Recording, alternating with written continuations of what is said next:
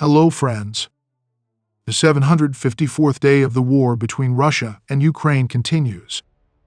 Russia has been making progress in the Avdiivka direction for several days in a row. On Friday, the military telegram channel Deep State reported that the Russian army had advanced in Tonenki and north of Orlivka. On Saturday, there was progress in Berdichi and Orlivka.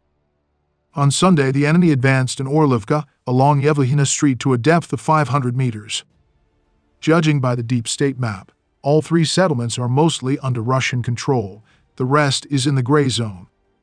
The Russian Ministry of Defense also claims that the Russian army captured the village of Myrne in the Zaporizhzhia region. Ukraine did not confirm this. The Deep State map lists the village as a gray zone. On maps of Russian military telegram channels, it is listed as captured by the Russian army. This section of the front has been inactive since the summer of 2022. But now, if we proceed from the message of the Russian department, activation has begun there. Russian troops are advancing as they increase the use of FPV drones in addition to guided bomb attacks. Right now, the Russians have enough drones to hit both equipment and our targets, for example, trenches and dugouts. In 4 to 5 months, the Russians will have enough FPV to attack every soldier on the Ukrainian front, said Ukrainian drone specialist Serhiy Beskrestnov. And we can say that with a 99% probability, every Ukrainian soldier will die, because it is impossible to survive in an open field against FPV. Small arms will not help here, the expert added.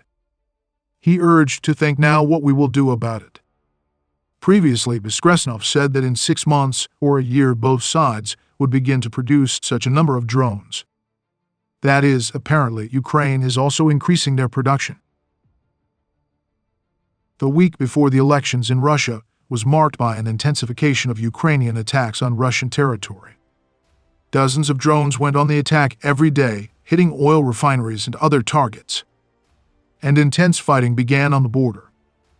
Ukraine officially designated this as the actions of units formed from Russians fighting on the side of the Ukrainian armed forces. Obviously, this had virtually no effect on the course of the elections, and it could hardly have affected it. No one doubted that Putin would win. The purpose of the attacks could have been, among other things, an attempt to influence public opinion in Russia, undermining trust in Putin.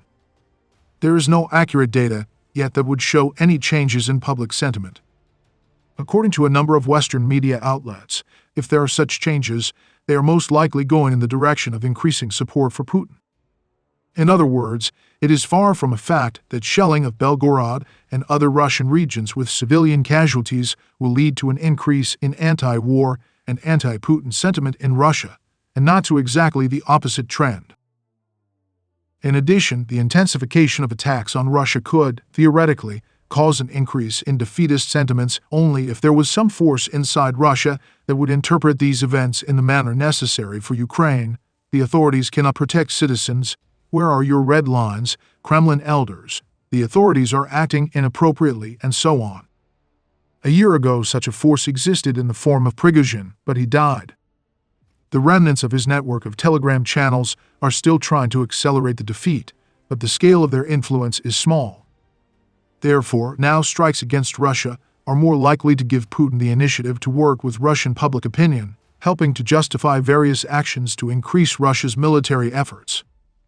For example, the announcement of a new wave of mobilization, if the Kremlin is planning one in principle. As for the non-election but practical military purposes of the strikes, it is too early to talk about them. Of course, attacks on Russian oil refineries are painful for Russia. However, it all depends on how regular they will be and how quickly the Russians will be able to find protection from them. In order to cause serious damage to the Russian economy, it is necessary to hit many oil refineries almost simultaneously and regularly. Otherwise, the factories will eliminate the consequences and restart them.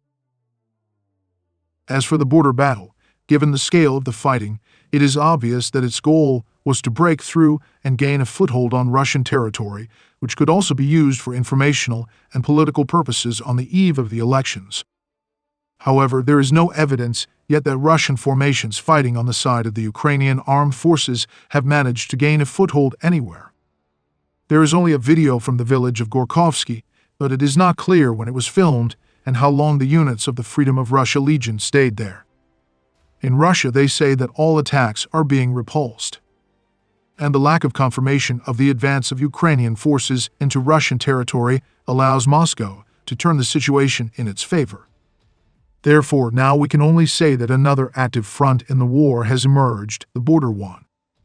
How expedient it was to open it, taking into account the fact that in all other sectors of the front the Ukrainian armed forces are now experiencing a shortage of both people and shells, is an open question, especially considering the fact that at the moment no results have been achieved, neither military nor information political. Perhaps the goal was to force the Russians to transfer reserves. But taking into account the fact that Russian troops are defending in previously prepared positions, it is unlikely that they will use much more forces for this than Ukraine for attacks. But the situation is still developing. The fighting continues, and the coming weeks will show whether Ukrainian forces will continue to attack Russia, trying to break through the border, and whether this will succeed. Or the fighting will gradually subside, showing that this was a one-time pre-election event. Friends, preparing these daily reports has become my full-time job, and I have no other job for obvious reasons. There have been few views on the channel lately, which is why I ask for your help. If you have the opportunity to support me financially, I would be very grateful. Thank you very much and see you in the next video.